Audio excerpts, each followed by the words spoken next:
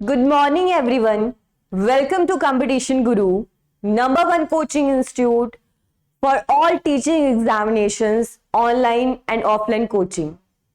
आज की इस वीडियो में हम बात करने वाले हैं अबाउट CTET 2023 नोटिफिकेशन। जी हाँ, CTET का नोटिफिकेशन आउट हो चुका है, एप्लीकेशन ऑलरेडी स्टार्ट हो चुका है एंड एग्जामिनेशन डेट भी आउट हो चुकी है। तो अगर अभी तक आपको नहीं पता है तो ये वीडियो जरूर देखें, और इस वीडियो में डेट्स के साथ साथ हम ये भी डिस्कस करेंगे कि कौन से बच्चे एलिजिबल रहेंगे CTET 2023 के लिए एंड डिटेल में सिलेबस क्या रहेगा फॉर पेपर 1 एंड पेपर 2। तो चलिए विदाउट एनी डिले आज की ये वीडियो स्टार्ट करते हैं। सबसे पहले बात कर लेते हैं इंपॉर्टेंट डेट्स के बारे में कि कब से एप्लीकेशन स्टार्ट हुआ है, लास्ट डेट क्या है और एग्जाम कौन से मंथ में कंडक्ट किया जाएगा। ठीक है, तो सबसे पहले बात करते हैं एप्लीकेशन के बारे में। तो CTET का जैसे आपको पता है एप्लीकेशन ऑनलाइन ही रहता है। 27 अप्रैल से एप्लीकेशन स्टार्ट हो चुका है और 26 मई से पहले पहले आपको ये जो फॉर्म है ये फिल कर देना होगा अगर आप इस बार का CTET एग्जाम देना चाहते हैं। तो इसके साथ साथ जो एग्जामिनेशन डेट है वो भी आउट हो चुकी है। जुलाई 2023 से लेकर अगस्त 2023 के बीच में आपका एग्जाम होगा, क्योंकि अब आपको पता है CTET का जो एग्जाम है वो ऑनलाइन ही कंडक्ट किया जाता है। ऑलमोस्ट 1 मंथ का टाइम पीरियड रखा जाता है, अलग अलग शिफ्ट में एग्जाम कंडक्ट करवाया जाता है। तो जुलाई से अगस्त के बीच में इस बार CTET पेपर 1 और पेपर 2 का एग्जाम लिया जाएगा। तो अगर आप लोगों ने अभी तक एप्लीकेशन फिल नहीं किया है और आप एक टीचर बनने का सपना देखते हैं KVS में, SSA में, तो जरूरी है आपकी पहली रिक्वायरमेंट कि आपका CTET पेपर 1 या पेपर 2 क्वालिफाई होना चाहिए। तो अगर आप टीचर बनना चाहते हैं तो जरूरी है इस बार आप अगर क्वालिफाइड है, एलिजिबल है, तो CTET का एग्जाम जरूर फिल करें। इसके बाद हम बात करते हैं कि इसकी एप्लीकेशन फी क्या है, कितनी फी आपको पे करनी पड़ेगी अगर आप CTET का पेपर देना चाहते हो। तो अगर आप जनरल या OBC कैटेगरी को बिलोंग करते हो और सिर्फ एक ही कोई पेपर जैसे सिर्फ PRT का पेपर 1 देना चाहते हो या TGT पेपर 2 देना चाहते हो तो उसकी फी है 1000। बट बहुत सारे ऐसे बच्चे हैं जो दोनों पेपर ही देते हैं, पेपर 1 और पेपर 2। तो अगर आप दोनों पेपर ही सेम टाइम पर फिल करते हो तो उसकी फी है दोनों की मिला के 1200। अगर ऐसे ही आप डिफरेंट कैटेगरीज को बिलोंग करते हो तो पेपर 1 की फी है 500, और अगेन अगर आप दोनों पेपर देना चाहते हो पेपर 1 एंड पेपर 2 तो टोटल 600 फी आपको पे करनी पड़ेगी। ठीक है, जो कि आप ऑनलाइन ही पे करोगे। तो ये एप्लीकेशन फी हो गई। नेक्स्ट बात करते हैं एलिजिबिलिटी के बारे में। कौन कौन से ऐसे बच्चे हैं जो CTET का पेपर दे सकते हैं, एलिजिबल हैं CTET का पेपर 1 या पेपर 2 देने के लिए। तो अगर आप पेपर 1 ही देना चाहते हैं, पेपर 1 कौन सा हो गया, PRT का, 1st से 5th क्लास का जो टीचर है उसके लिए CTET पेपर 1 के नाम से एग्जाम कंडक्ट करवाता है। तो अगर आप सिर्फ पेपर 1 देना चाहते हैं तो आप 12th पास होने चाहिए, जिसमें आपके पास 50% मार्क्स होने चाहिए, और साथ में आपका 2 ईयर का एलिमेंट्री डिप्लोमा भी होना चाहिए, जिसे DLED बोला जाता है, किसी जगह JBT बोला जाता है। तो वो भी आपके पास 2 साल का डिप्लोमा होना चाहिए। ठीक है, इसके अलावा अगर आपने BEd कर रखा है, आप ग्रेजुएट हैं, कई बच्चे ऐसे हैं जिन्होंने इंटीग्रेटेड ग्रेजुएशन विद BEd किया हुआ है या विद DLED किया हुआ है, वो बच्चे भी ये वाला पेपर देने के लिए एलिजिबल हैं। ठीक है, और इसके अलावा अगर आपने BEd किया है तब भी आप ये पेपर दे सकते हो। ओके, नेक्स्ट बात करते हैं पेपर 2 के बारे में। अगर आप पेपर 2 देना चाहते हो तो पेपर 2 के लिए आप ग्रेजुएट होने चाहिए और साथ में आपके पास BEd होना चाहिए। आपकी बैचलरेट में आपके पास 50% मार्क्स होने चाहिए। 1 साल या 2 साल का, कुछ लोग बच्चे ऐसे हैं जिन्होंने 1 साल का BEd किया है, कुछ लोगों ने 2 साल का BEd किया है, कुछ बच्चे ऐसे हैं जिन्होंने इंटीग्रेटेड ग्रेजुएशन किया है। वो सारे बच्चे ही अगर आपके पास एटलीस्ट 50% मार्क्स हैं तो आप क्या हैं, एलिजिबल हैं पेपर 2 देने के लिए। और अगर आप दोनों ही पेपर देना चाहते हैं तो आप दोनों पेपर भी दे सकते हो, पेपर 1 एंड पेपर 2। नेक्स्ट बात करते हैं इसके सिलेबस के बारे में। सिलेबस क्या है फॉर पेपर 1 एंड पेपर 2। पहले हम बात कर लेते हैं सब्जेक्ट्स की और उसके बाद डिटेल में सब्जेक्ट वाइज जो सिलेबस है, जो टॉपिक है, उनके बारे में हम डिस्कस करेंगे। तो पहले हम बात करते हैं पेपर 1 के बारे में। पेपर 1 में टोटल 5 सब्जेक्ट्स होंगे आपके, जहां से क्वेश्चन पूछे जाएंगे। तो पहला जिसमें आता है चाइल्ड डेवलपमेंट एंड पेडागोजी, जो कि कंपल्सरी है सभी के लिए। 30 टोटल क्वेश्चन पूछे जाएंगे फॉर 30 मार्क्स। सीटेट में अभी तक के लिए किसी भी तरह की नेगेटिव मार्किंग नहीं है, तो आप सारे ही क्वेश्चंस को अटेम्प्ट कर सकते हो। उसके बाद आता है लैंग्वेज 1 एंड लैंग्वेज 2। अलग अलग 20 लैंग्वेजेस दे रखी हैं, जो आगे मैं बताऊंगी कौन कौन से लैंग्वेजेस हैं। उनमें से आप कोई भी 2 लैंग्वेज चूज कर सकते हो। टोटल 30 क्वेश्चन ही होंगे 30 मार्क्स के लिए। और जहां पे आगे हम बात करेंगे कि लैंग्वेजेस में किस तरह के टॉपिक, किस तरह के क्वेश्चन पूछे जाते हैं। इसके बाद बात आती है मैथ्स एंड इन्वायरमेंटल स्टडी। जो पेपर 1 है उनमें सारे ही सब्जेक्ट्स कंपल्सरी हैं। ओके, ऐसा नहीं है कि जैसे अगर आपने आर्ट्स से किया है एसएसटी को चूज करोगे, या साइंस से हो साइंस मैथ्स चूज करोगे। जो भी पेपर 1 है उसके लिए कंपल्सरी है सारे सब्जेक्ट्स। आपको लैंग्वेजेस 2 आनी ही है, चाइल्ड डेवलपमेंट एंड पेडागोजी से क्वेश्चन आने हैं, मैथ्स से क्वेश्चन आने हैं और इन्वायरमेंटल स्टडी से क्वेश्चन आने। सभी के लिए 30 मार्क्स के लिए 30 क्वेश्चन रहेंगे। टोटल जो नंबर ऑफ क्वेश्चन हो जाएंगे या नंबर ऑफ मार्क्स हो जाएंगे वो 150 है। क्लियर है ये चीज? उसके बाद नेक्स्ट आता है पेपर 2 का सिलेबस। अगर पेपर 2 की हम बात करें तो पेपर 2 में जो चाइल्ड डेवलपमेंट एंड पेडागोजी है वो तो सेम वैसे ही आएगी जैसे पेपर 1 में है। लैंग्वेजेस भी लैंग्वेज 1, 2 2 लैंग्वेजेस आपको चूज करनी पड़ेंगी।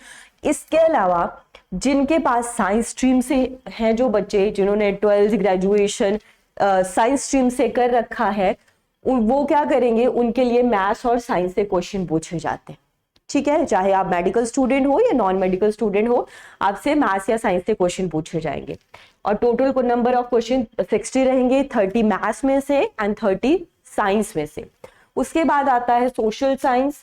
अब कुछ बच्चे हैं जिन्होंने आर्ट्स से ग्रेजुएट हैं या 12th पास हैं, तो वो वाले कौन सा सब्जेक्ट चूज करेंगे? उनके लिए सीडीपी, लैंग्वेजेस दोनों ये तो सेम रहेगा। उसके अलावा उनका अलग सब्जेक्ट क्या हो जाएगा? एसएसटी हो जाएगा। मतलब उनको मैथ साइंस नहीं आएगा, वो एसएसटी चूज करेंगे। एसएसटी भी 60 मार्क्स टोटल रहेंगे, 60 क्वेश्चन आपसे पूछे जाएंगे। ठीक है, तो और बहुत सारे ऐसे भी बच्चे हैं जैसे कि कुछ ने कंप्यूटर से ग्रेजुएशन किया है, किसी ने कुछ और ऐसा पर्टिकुलर सब्जेक्ट है जहां से ग्रेजुएशन किया है। तो वो बच्चे जिनके पास 12th में मैथ्स है वो मैथ्स चूज कर सकते हैं, मैथ्स और साइंस वाला सब्जेक्ट मेन सब्जेक्ट अपना चूज कर सकते हैं। और जिन्होंने जिन्होंने आर्ट्स स्ट्रीम से किया है वो एसएसटी चूज कर सकते हैं। ठीक है, बहुत सारे ऐसे बच्चे हैं कि मैंने तो कंप्यूटर से ग्रेजुएशन किया या किसी और चीज से ग्रेजुएट हूँ, मैं कौन सा सब्जेक्ट चूज करूँ? तो वो उसके अकॉर्डिंग, जो भी आपका 12th में है उसके अकॉर्डिंग आप अपना मैथ्स या साइंस या फिर एसएसटी चूज कर सकते हो। बाकी ये 3 जो सब्जेक्ट्स हैं ये तो सबके लिए कॉमन ही रहते हैं।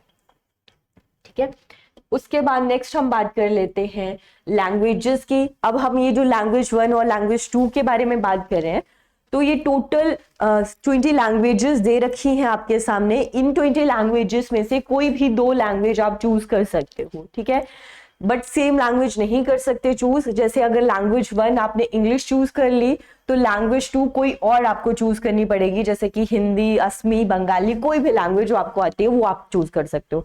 अगर लैंग्वेज 1 जैसे आपने हिंदी चूज कर ली तो हिंदी को छोड़ के लैंग्वेज 2 कोई भी आप चूज कर सकते हो। लैंग्वेज 1 अगर आपने पंजाबी चूज कर ली, लैंग्वेज 2 कोई दूसरी लैंग्वेज आपको चूज करनी होगी। ठीक है, तो जैसे हम नॉर्थ स्टेट्स की बात करें, मैक्सिमम बच्चे हैं उनका इंग्लिश, हिंदी, या कुछ पंजाब के बच्चे हैं पंजाबी, यही वाली लैंग्वेजेस उनको आती हैं।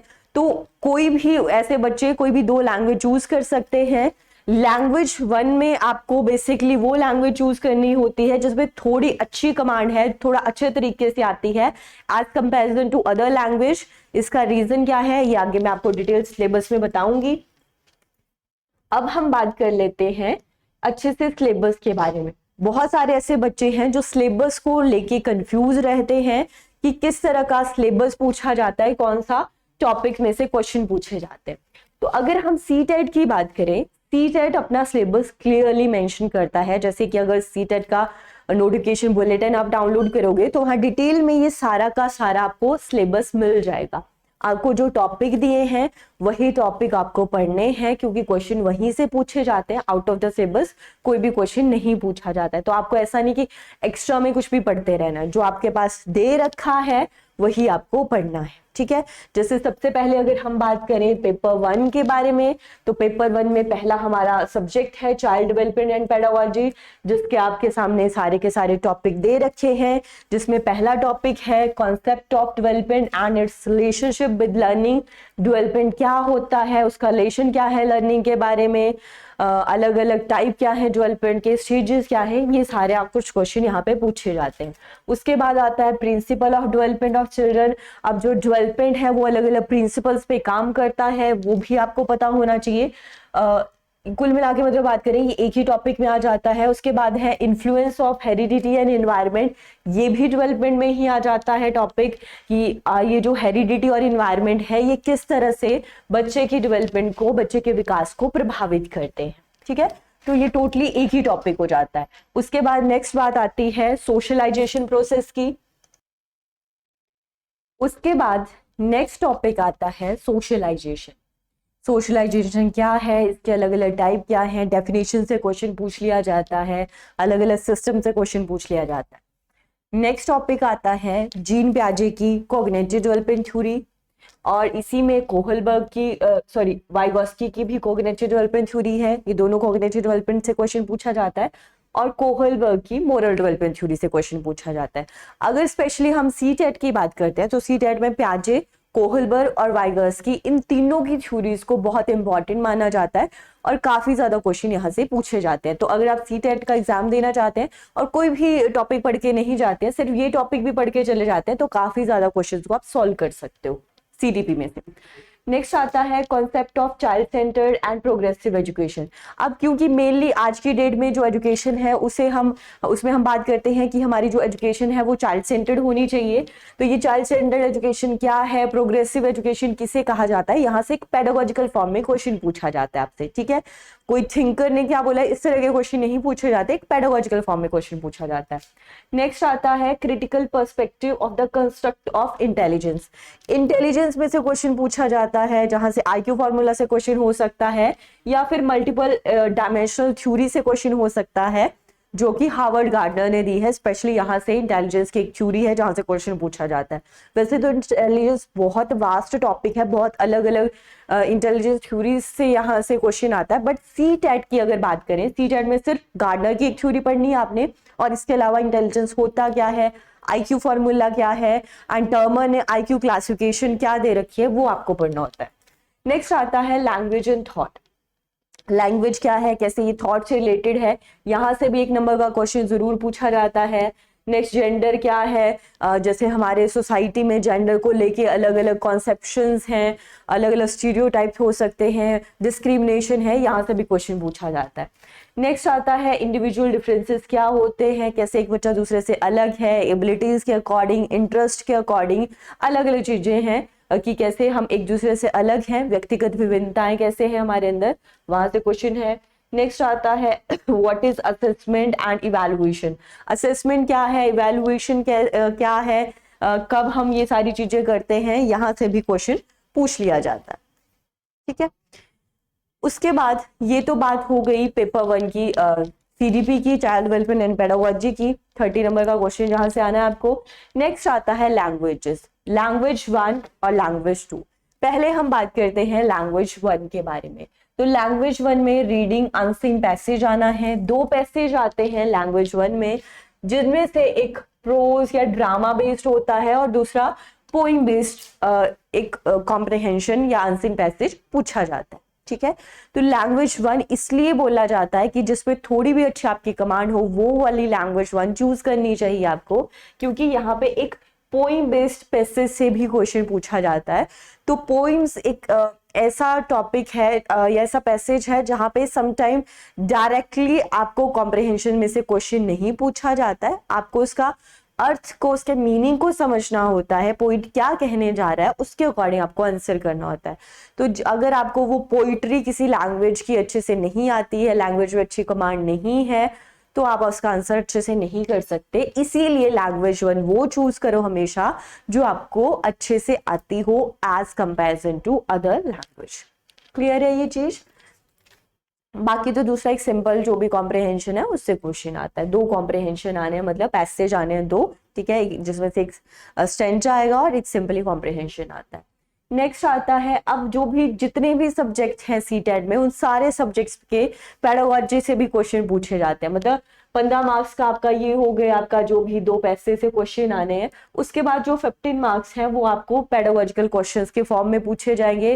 पेडागोजिकल क्वेश्चन कैसे, जैसे सीडीपी में आपसे क्वेश्चन पूछे जाते हैं, ठीक है, कि लर्निंग एंड एक्वाजिशन, जिसमें टॉपिक दे रखा है लर्निंग क्या होती है, इसे कैसे या लर्निंग और जो एक्वाजिशन है या अधिगम या अर्जन है उसके बीच में डिफरेंस क्या है, क्या इसका मीनिंग क्या है, वहां से क्वेश्चन पूछा जाता है। प्रिंसिपल और लैंग्वेज टीचिंग क्या होते हैं, क्या किन सिद्धांतों पर आधारित है कि वो शिक्षा दी जाती है लैंग्वेज की। लिसनिंग, स्पीकिंग, इनका रोल क्या है बच्चे की लाइफ में। इसके अलावा ग्रामर का क्या रोल है बच्चे की लाइफ में, क्या क्या चैलेंजेस आते हैं एक लैंग्वेज के क्लासरूम में जब बच्चा अलग अलग बैकग्राउंड को बिलोंग करता है। इसके अलावा लैंग्वेज स्किल्स कौन सी होती हैं, इवैल्यूएशन क्या है, ठीक है, अलग अलग रिसोर्सेज, लर्निंग टीचिंग मटेरियल जो होते हैं वो कौन कौन से हैं, वहां से क्वेश्चन पूछ लिए जाते हैं। रेमेडियल टीचिंग क्या होता है, उपचारात्मक शिक्षण क्या है, यहाँ से क्वेश्चन पूछ लिए जाते हैं, ठीक है। उसके बाद ऐसे ही लैंग्वेज 2 से क्वेश्चन पूछे जाते हैं, पर लैंग्वेज 2 में जो 2 अनसीन पैसेज होने हैं वो सिंपल कॉम्प्रिहेंशन ही रहते हैं, ठीक है, कोई पोइम बेस्ड पैसेज नहीं पूछा जाता है।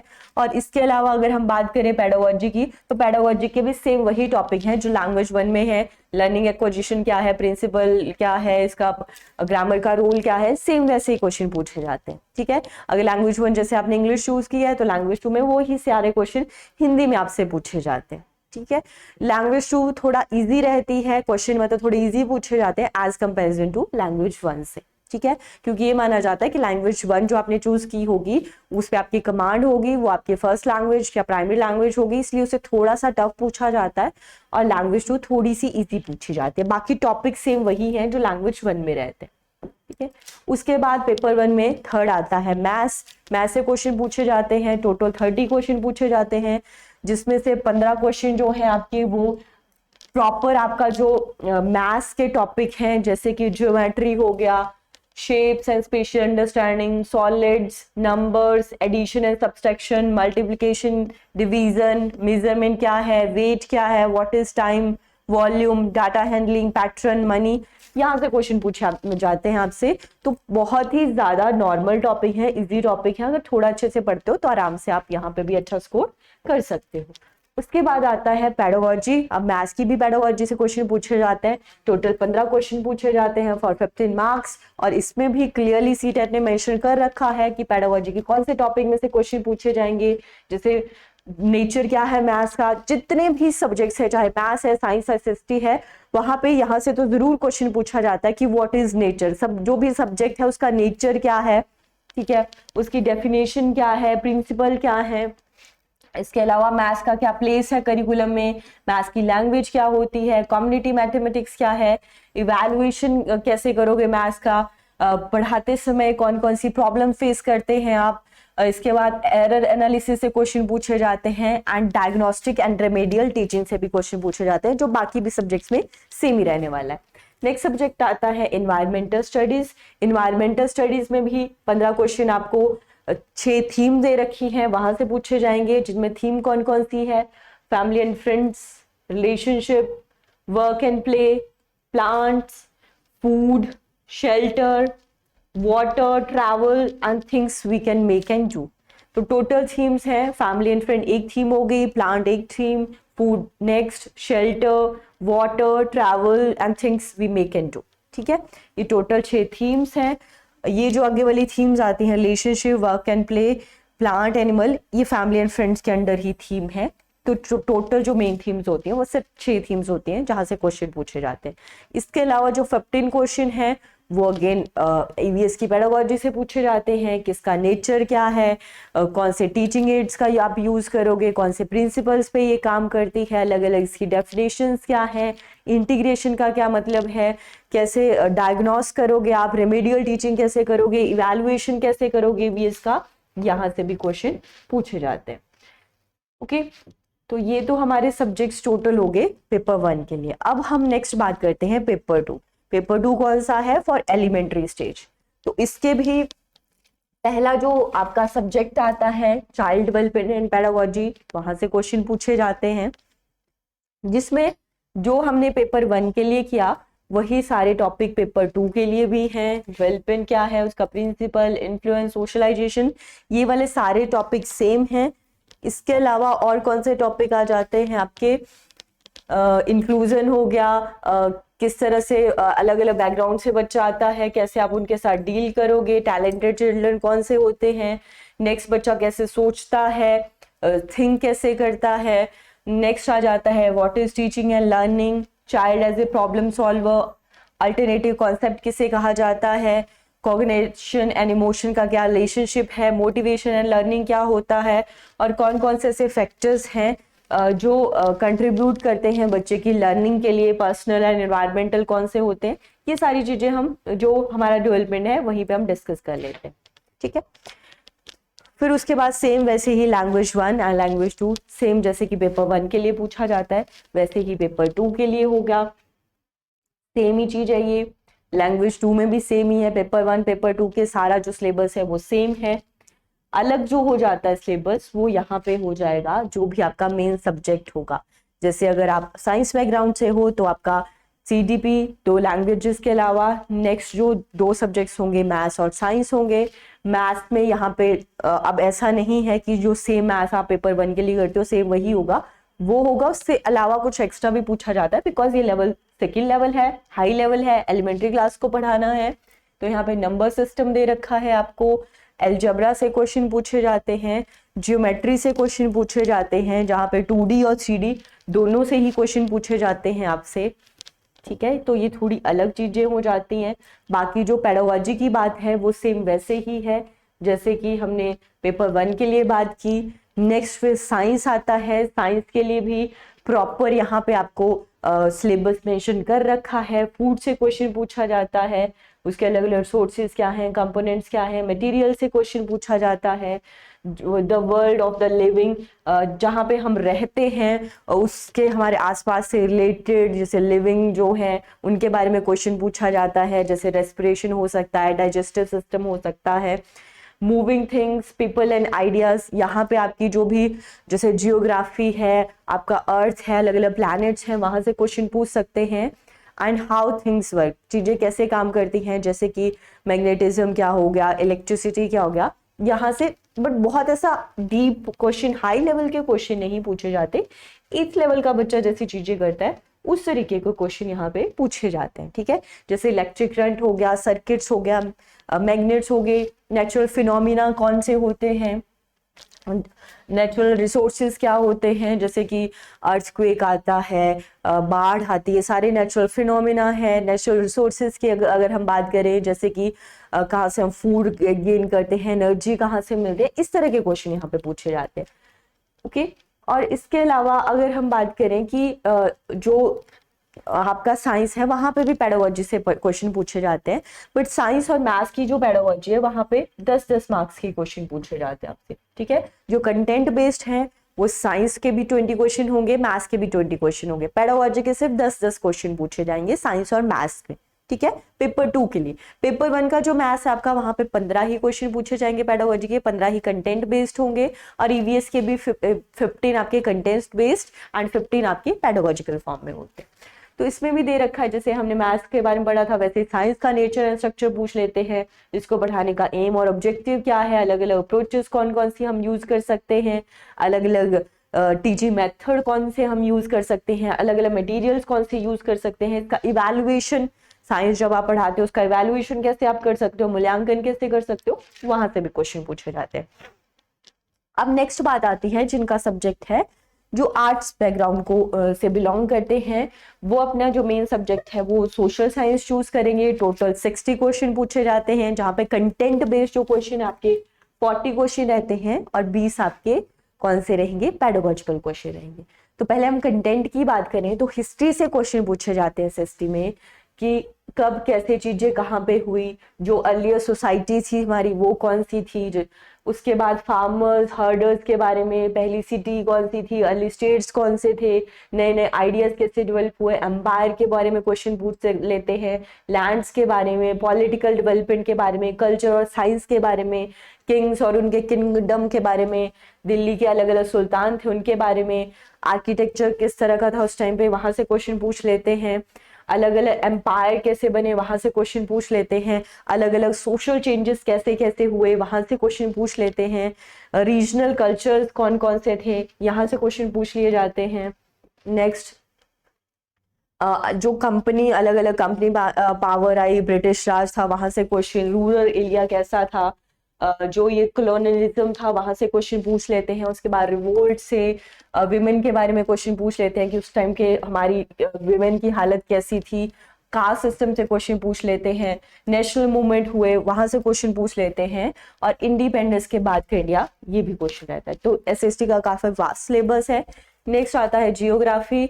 Geography as a social study and science आ गया। प्लैनेट अर्थ और सोलर सिस्टम से क्वेश्चन पूछा जाता है, ग्लोब से क्वेश्चन पूछा जाता है, environment in its totality, natural and human environment आ गया, एयर वाटर यहाँ से क्वेश्चन पूछे जाते हैं आपके। एयर वाटर ऐसा है कि आपका अगर पेपर 1 देते हो तो ईवीएस का भी ये सेम ही टॉपिक आता है। इसके अलावा human environment, settlement, transport, communication, अलग अलग रिसोर्सेज क्या है जैसे नेचुरल और ह्यूमन, एग्रीकल्चर, ये साइंस वाले भी कॉमन ही टॉपिक रहते हैं अगर साइंस आपका सब्जेक्ट है, वैसे ही क्वेश्चन है ये।